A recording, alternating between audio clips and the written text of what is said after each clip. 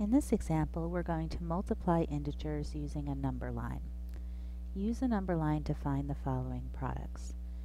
So the first problem we're given is 3 times 5, or remember we're thinking of this as 3 copies of 5.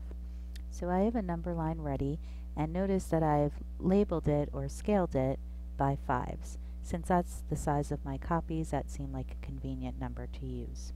So I am going to start at 0, and I'm going to move to the right 3 copies of 5. So 5, 10, 15. So this is our result for 3 copies of 5. So 3 times 5 equals 15. Oh, and here's our math equation. 3 times 5 equals 15. Let's look at the next one. Negative 3 times 5. So again, it's a little bit difficult to think of negative copies, so we're going to think of the opposite of 3 copies of 5. So we're going to start by finding 3 copies of 5, just like we did in the previous example, and then we're going to use what we learned in lesson 2 to take the opposite on a number line. So starting at 0, we're going to find 3 copies of 5. There's 1, 2, 3. So this is 3 copies of 5. Now the opposite, remember, is when we reflected around the reflection line at 0. So I'm going to go here and reflect about the reflection line to this value, which is negative 15. So our result is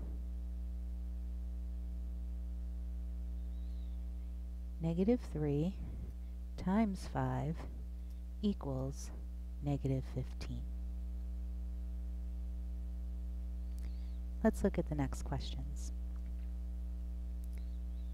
Here we're asked to find 3 times negative 5, or 3 copies of negative 5. So let's start at 0, and if we want copies of negative 5, we're going to have to move to the left.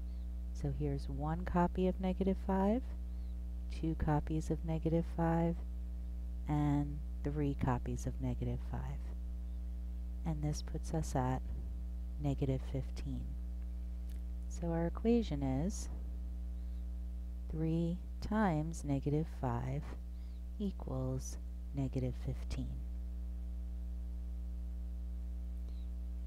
In the next example, negative 3 times negative 5, we're going to use the opposite again for the number of copies. So we want the opposite of 3 copies of negative 5. So notice we're going to start just like we did here and find 3 copies of negative 5.